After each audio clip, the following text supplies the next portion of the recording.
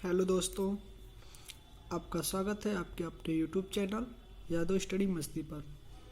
आइए आज मैथ के कुछ शानदार क्वेश्चन हैं जो हम आपको दिखाते हैं ये चुटकी में हल कैसे होते हैं। और मैथ जितने लोग कहते हैं ना कि मैथ बहुत ही टफ विषय है, उनको हम बताना चाहते हैं कि मैथ कुछ भी टफ नहीं है। मैथ बहुत ही इजी सब्जेक्ट है, सिर्फ समझने की देरी है। और मैथ क्वेश्चन टफ नहीं होता है, जो क्वेश्चन कहता है सिर्फ आप वैसे ही करते चले जाइए, आपको आंसर मिल जाएगा। जैसे इस क्वेश्चन में कह रहा है कि किसी संख्या के 3/4 का 2/3 मतलब 24 के बराबर है, तो उस संख्या का 1/4 क्या होगा।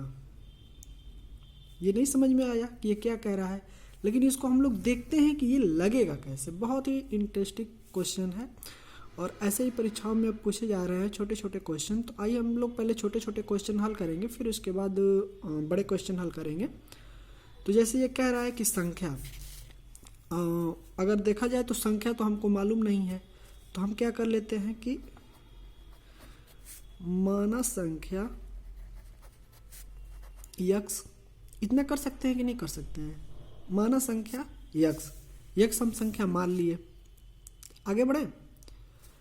तो अब इस संख्या का इतना कह रहा है तो आप करिए वैसे, यक्स गुणे 3/4। का मतलब होता है गुणा, ठीक है दोस्तों। तो ये गुणा हो गया और ये कह रहा है इसके बराबर जब होगा तो ये 24 हो जाएगा, ठीक है। ये पूरा इसका स्टेटमेंट है यहाँ तक का। यहाँ तक जो ये क्वेश्चन कह रहा है किसी संख्या का, संख्या माना यक्स के 3/4 कर दिया, का गुणा हो गया, 2/3 हो गया, आगे 24 कह रहा है बराबर 24 कर दिए। अब इसको हल करना है, बस इसी को हल करना है, फिर आगे एक स्टेप और हल करना है, आंसर आ जाएगा। अब जैसे आप हल करिए तो इसको जैसे ही हम हल करेंगे तो ये हो जाएगा यक्स और गुणे 3 दूना के 6, 4 3 12 बराबर 24। 6 से 24 काट दीजिए, 6 चौक 24, यक्स हो गया। इसका इधर लाएंगे तो गुणा हो जाएगा, तो 12 चौक 48। यक्स का मान आ गया 48। तो जो संख्या हमने माना था वो क्या आ गया 48। अब कह रहा है कि तो उस संख्या का 1/4 क्या होगा, इस संख्या का 1/4 क्या होगा, यही कह रहा है। तो संख्या इसका अब कर दीजिए आप, चाहे यहीं पे कर दीजिए। 48 का 1/4, इसको यहाँ से काट दीजिए, आंसर आ जाएगा 12। 12 is a right answer B, right answer B. आइए दोस्तों, अब उसी के क्रम में हम लोग आगे बढ़ते हैं और ये दूसरा क्वेश्चन हम लोग देखते हैं। बहुत ही इजी क्वेश्चन है ये भी, और ये सेम वैसे ही है, इसमें थोड़ा सा बस अंतर किया है, उसको हम लोग समझते हैं कि इसमें अंतर क्या है और ये लगेगा कैसे। जैसे ये क्वेश्चन कह रहा है कि किसी संख्या के 60%, और यहाँ का इस क्वेश्चन में अगर हम लोग देखें तो इसमें कह रहा है किसी संख्या के 3/4, और यहाँ क्या कह रहा है किसी संख्या के 60% का, मतलब जो संख्या है उसका 60%, ठीक है, का 3/5वां भाग जो है वो 36 है, तो वह संख्या क्या होगी। इसमें आप लोग थोड़ा सा बस समझेंगे, इसमें भी संख्या तो हमको दिया नहीं है, ठीक है, तो संख्या हम लोग मान लें। तो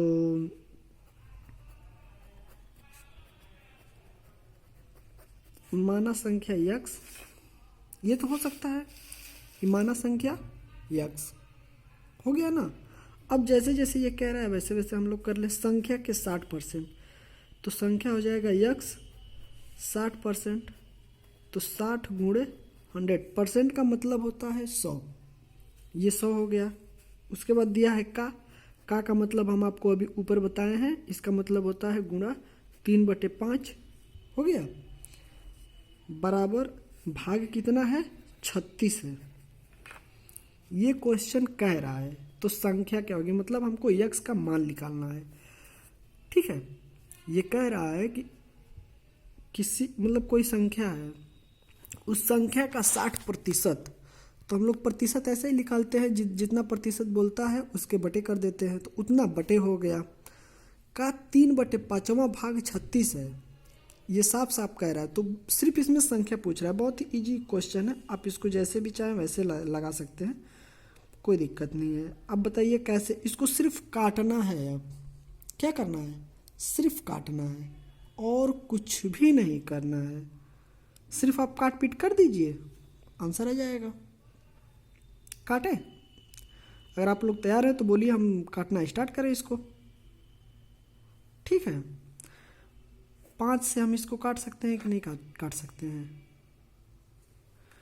12 × 5 = 60। अब 12 यहीं 36 से 36 कट गया, तो x बराबर कितना आ गया? 100। x बराबर कितना आ गया? 100। Right answer B, right answer B. आगे बढ़ते हैं नेक्स्ट क्वेश्चन के लिए। चलिए दोस्तों, अब हम लोग एक और क्वेश्चन देखते हैं। इसमें जैसे देखते हैं हम लोग, क्वेश्चन साफ साफ कह रहा है कि यदि a/3 बराबर b/4 बराबर c/7 हो तो a + b + c/c का मान क्या होगा? ये क्वेश्चन कह रहा है, ये क्वेश्चन दो तरह से लगेगा। एक तो हम इसको के सापेक्ष मान के बराबर करके, के बराबर करके हम लोग लगाएं, बात वही होगा। और एक जो है ना डायरेक्ट लगता है, तो इसको हम लोग दो हिस्से में डिवाइड कर देते हैं और इसको हम लोग दो तरीके से लगाते हैं। ठीक है, जैसे ये दिया है तो इसको हो जाएगा कि माना, ठीक है, a अब बटे इधर हो जाएगा 3 और ये हो जाएगा k। ऐसे ही b/4 बराबर k, ऐसे हो जाएगा c/7 बराबर k। होगा कि नहीं होगा? अब जैसे हम लोग इधर लेके आते हैं वैसे ही इधर हम लोग पक्षांतर करेंगे। क्या होगा? पक्षांतर करेंगे तो ये हो जाएगा a/3k। होगा कि नहीं होगा? फिर ये हो जाएगा b बराबर 4k, ये हो जाएगा c बराबर 7k। और मान किस में रखना है? a + b + c/c। मान हम लोग यहाँ पे पटक देते हैं, इसका लाके आंसर हो जाएगा। सिर्फ मान हमको पटकना है, बाकी और कुछ भी नहीं करना है। अब मान हम लोग पटके तो ये दिया है 3k + 4k + 7k अब बटे 7k। अब हम लोग जोड़ देते हैं, 4 3 और 4 7 7 14, 14k अब बटे 7k। के से के कटा, 7 से ये कटा, तो ये कितना आ गया? 2। ओहो, आंसर हमने नहीं लिखा है यहाँ पे। चलिए, आंसर 2 ही आएगा, ऑप्शन हमने नहीं लिखा है। एक और इसको अगर डायरेक्ट करना हो ना तो डायरेक्ट इसी पे रख दीजिए। जैसे ये कह रहा है a + b + c/c, एक आंसर हमारा ये हो गया है। ठीक है, एक दूसरे तरीके से हम लोग देखते हैं। जैसे अब पेपर में इतना झाम करने कौन जाएगा, शॉर्टकट ही होता है, क्योंकि शॉर्टकट जब तक हम नहीं अपनाएंगे तब तक हम नेक्स्ट समय की बचत कैसे करेंगे? क्योंकि एग्ज़ाम में क्वेश्चन हल करना बहुत बड़ी बात नहीं होता है, एग्ज़ाम में टाइम मेंटेन करना बहुत बड़ी बात होती है। टाइम मेंटेन करना सीखिए, एग्ज़ाम वैसे ही क्वालिफाई हो जाएगा। जैसे ये कह रहा है, ये कह रहा है इसका मान दिया है तो इसके बटे इतना होगा, इतने बटे इतना, मतलब जितना बटे में दिया है ना पक्षांतर करेंगे सीधा सीधा वही आ जाएगा। सीधा सीधा मान रखिए बस, 3 + 4 + 7/7 आएगा कि नहीं आएगा? अब इसको जोड़ दीजिए, 4 3 7 7 14 बटे 14, 14 से ही काटिए, 2 आंसर आ गया आपका, 2 आंसर आ गया। आइए बढ़ते हैं कुछ नेक्स्ट क्वेश्चन पे। आइए दोस्तों, हम लोगों का अगला क्वेश्चन तैयार है। अगला क्वेश्चन कह रहा है कि 378 गुणे 236 गुणे 459 गुणे 312 के गुणनफल में इकाई का अंक होगा। दोस्तों इसमें बताना है हमको कि इकाई का अंक इसमें हमारा क्या होगा। और ऐसे क्वेश्चन पेपर में आते हैं तो अक्सर करके हम लोगों को फंसा देते हैं, क्योंकि गुणा बहुत ही लंबा होता है, तो इतना बड़ा लॉन्ग गुणा होता है तो हम लोग नहीं कर पाएंगे। इसके लिए शॉर्ट ट्रिक क्या होता है, बस आप अगर इसको चाहेंगे तो बिना पेन छुए ही आप इसको हल कर सकते हैं, बिना पेन उठाए। पेन रख दीजिए। आप इसमें देखिए क्या दिया है, 78 है, तो 78 में इकाई का अंक क्या होगा? 8 होगा। इसमें 36 है, 36 में क्या होगा? 6 होगा। इसमें 59 है, तो 59 में क्या होगा? 9 होगा। इसमें क्या है? 12 है, तो 12 में 2 होगा। बिल्कुल सिंपल क्वेश्चन है। 8 छक 48, 48 में इकाई का अंक क्या होगा? 8।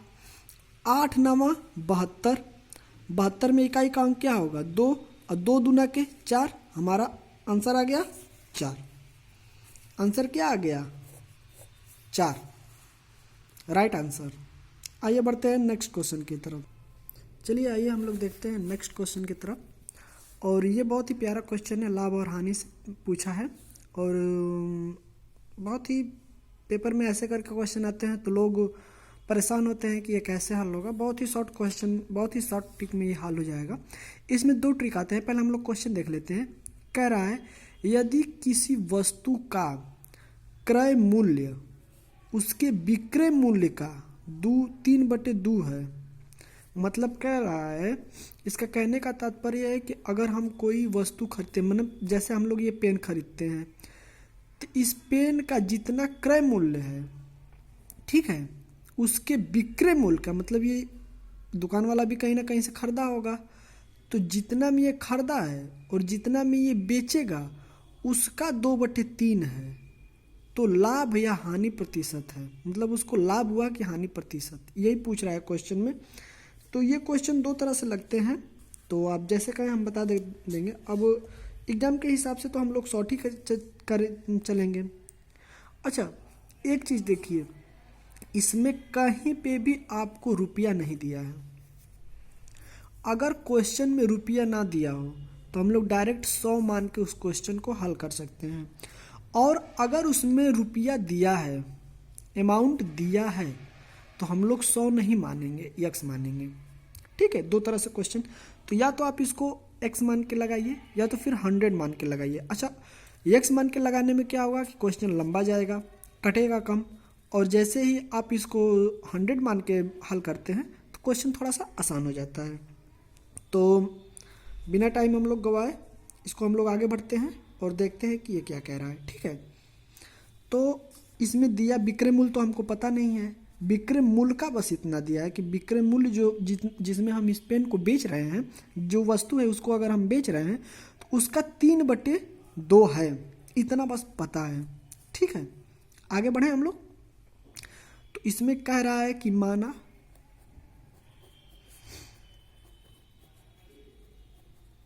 विक्रय मूल्य 100 रुपये, मान सकते हैं कि नहीं मान सकते हैं? 100 रुपये, ठीक है, मान सकते हैं ना। तो चूंकि वस्तु का क्रय मूल्य, वस्तु का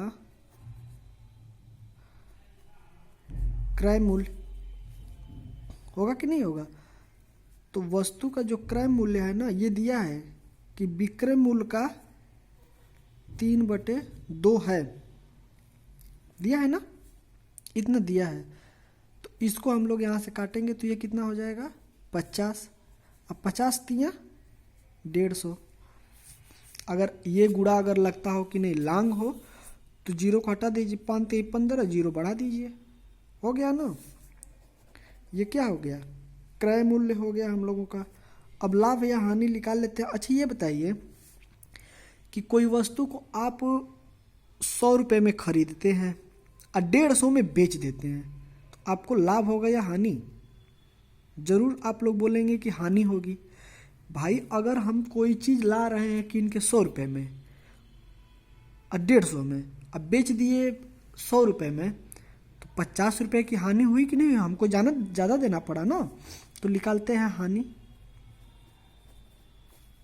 ठीक है,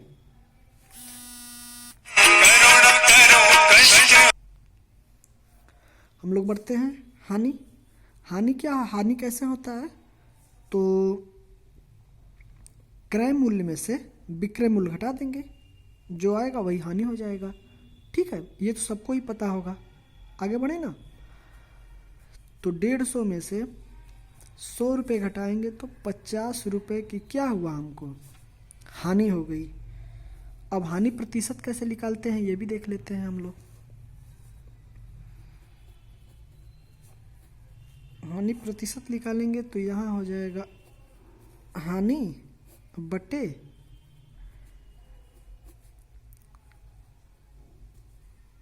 क्रय मूल्य गुणे 100, ये इसका फार्मूला है। ठीक है, तो इसी पे हम लोग ला के इसको पटक देते हैं। 50 रुपये की हानि हुई है इंटू 100। क्रय मूल्य कितना आया है? क्रय मूल्य कितना आया है? 150 आया है कि नहीं आया है? अब हम लोग काट पीट करें, कटा कि नहीं कटा? 0 से 0 कट गया, 5 से 3 कटेगा। अब ये हो गया 100/3 होगा ना, 100/3। अब इसको हम लोग भाग देते हैं, 3 तरीके 9, फिर 10 हो गया, फिर 3 तरीके 9, हुआ कि नहीं होगा? होगा ना। अब बचा कितना? 1 और बटे 3%। ये क्या हुआ है? हानि हुई है। Is the right question. Answer हो जाएगा बी। आंसर क्या हो जाएगा? बी।